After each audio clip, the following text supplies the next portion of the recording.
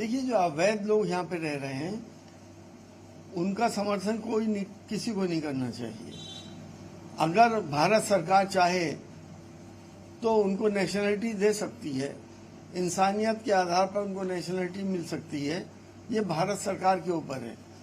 जैसे कि सीएए आया तो भारत सरकार ने उसमें एक धार्मिक एंगल ले आया और उन्होंने कहा कि कोई भी गैर मुस्लिम किसी भी देश से प्रताड़ित होकर हमारे यहाँ आएगा तो हम उसे नागरिकता देंगे, लेकिन मुसलमान को नहीं देंगे। ये अजीबोगरीब कानून हिंदुस्तान की तारीख में पहली बार बना था। तो जब नीयत ही साफ नहीं है तो कहने से फायदा क्या। इसलिए अगर बांग्लादेश के लोग तो आपको मालूम है ज़्यादातर मुसलमान हैं, वो जब हिंदुस्तान में आएंगे तो उनको नागरिकता नहीं दी जाएगी। और किसी भी देश में इस तरह से रहना इल्लीगल होता है। उनके खिलाफ जो भी कानूनी कार्रवाई होती है वो हर जगह की जाती है।